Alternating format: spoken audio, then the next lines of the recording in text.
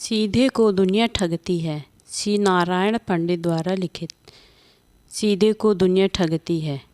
सेठ राम प्रसाद ने अपने बच्चों को ननिहाल से लाने के लिए अपने एक पुराने नौकर कुंज बिहारी को बैलगाड़ी देकर भेजा। उनके गांव से सेठ जी की ससुराल का फासला कोई 10 मील था, जिसमें से आधा मार्ग कच्चा तथा आधा पक्का था।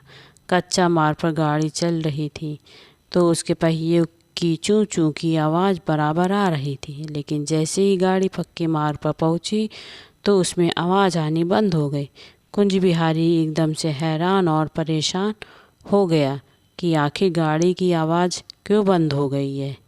इस जंगल में तो उसकी कोई सहायता करने वाला कोई नहीं मिलेगा। यही सोचकर कुंज बिहारी रोने लगा। उसे इस प्रकार रोता देखकर एक यात्री ने पूछा, क्यों भाई, रो क्यों रहे हो? भैया क्या बताऊं, राह चलते चलते मेरी गाड़ी एकदम से बीमार हो गई। ऐसे में मैं क्या करूं, कहाँ जाऊं? मैं तो ठहरा परदेसी यहाँ, यदि मैं आप मेरी सहायता करें तो अच्छा ही होगा। कैसी सहायता चाहते हो भैया? यदि आसपास किसी गांव में कोई मिल जाए तो मेरी भी बीमार गाड़ी को ठीक कर दे। हाँ हाँ भैया, पास के गांव में एक वैद्य जी रहते हैं, वही इसके रोग को दूर कर सकते हैं। कुंज बिहारी उसने वैद्य जी को पूरी कहानी सुना दी तो वैद्य जी समझ गए कि आदमी पूरा नहीं तो आधा मूर्ख जरूर है। जो यह कह रहा है कि उसकी गाड़ी बीमार हो गई, ऐसे सीधे साधे आदमी से तो खूब धन बटोरा जा सकता है, ऐसे शिकारी तो बहुत मुश्किल से हाथ लगते हैं। वैद्य जी, मेरी गाड़ी को मरने से बचा लो। बचा तो मैं लूँगा, परंतु एक बात मत भूलो कि मैं अपनी फीस लेता हूँ। वैद्य जी, मेरे पास इस समय कोई धन नहीं है, मैं क्या करूँ? देखो भैया, मैं यदि मुफ्त में इस गाड़ी की नाड़ी को देख भी लूँगा तो दवा दारू के लिए तो कुछ धन खर्च करना ही होगा। मैंने आपसे कहा ना कि मेरे पास धन नहीं है। अरे मूर्ख, धन नहीं है तो अपना एक बैल बेच दे, इससे गाड़ी की दवा दारू करा। वैद्य जी की बात मानकर कुंज बिहारी ने अपना एक बैल बेच डाला। उसे वैद्य जी ने अपने स्वयं ही औने पौने दामों में खरीद लिया। फिर गाड़ी की नाड़ी देखने के अंदाज में इधर उधर घूमते रहे।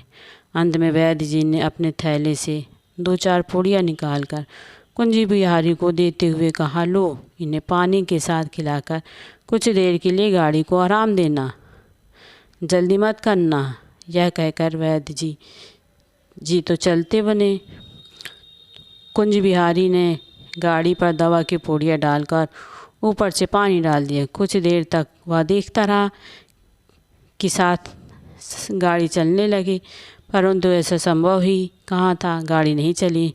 तो निराश होकर बैठा ही था कि दूसरी ओर से एक तिलकधारी पंडित जी आए।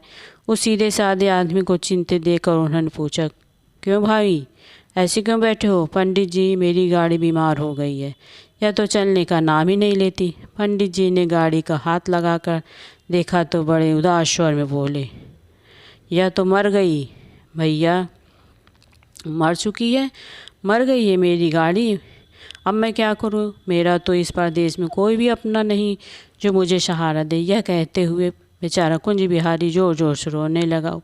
उसे इस प्रकार रोता देख पंडित जी ने कहा, भैया, इस तरह रोने धोने से कुछ नहीं होने वाला, हिम्मत करो, पहले इस बेचारी गाड़ी को अंतिम क्रियाक्रम की बात सोचो। इसका कैसे कल्याण होगा? यह वैतरणी को तभी पार कर पाएगी जब तुम इसका पूजा पाठ नहीं करवाओगे। इसका कल्याण कैसे होगा बिना क्रियाक्रम करे?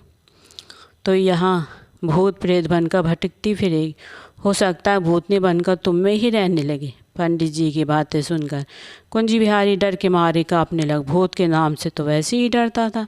कल्याण कल्याण, अब तो गाड़ी का कल्याण करना ही होगा। पंडित जी तो पहले से ही उसके बच्चे कुछ धन पर नजर लगाए बैठे थे। ऐसे सीधा साधा ग्राहक तो जीवन में कभी कभार ही मिलता है।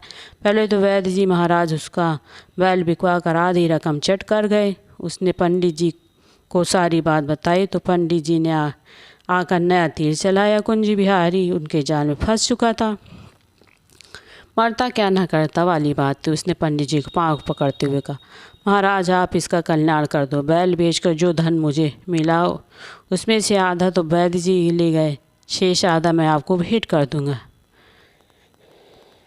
बस इससे अधिक मैं इसके कल्याण के लिए क्या कर सकता। हाँ हाँ चलेगा भाई मेरा, तू चिंता मत कर, इसका का कारण यह दे कल्याण कर देता हूँ, मैं सीधा इसको स्वर्ग में पहुँचा दूँगी। यह कहते हुए पंडित जी मंत्र पढ़ने लगे।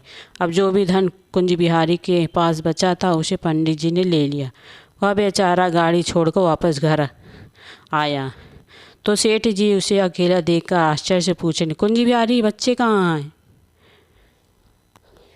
गाड़ी कहाँ। सेठ जी, गाड़ी तो रास्ते में ही मर गई, उसके उपचार और क्रियाकर्म के लिए मुझे अपना बैल तक बेचना पड़ा। क्या गाड़ी मर गई? हाँ गाड़ी मर गई, मैं उसे जंगल में ही छोड़ आया। आप चिंता न करें, मैंने उसका कल्याण करवा दिया। सेठ जी ने माथे पर हाथ मारकर कहा, अरे यह गाड़ी का कल्याण नहीं, असल में मेरा ही कल्याण हो गया। तुझे तो ठगों ने मूर्ख बनाकर लूट लिया। तेरे जैसे सीधे साधे आदमी को ठगने के लिए लोगों ने गाड़ी को भी मार डाला और तुम इतने बुद्धू हो गए कि यह मान भी गए।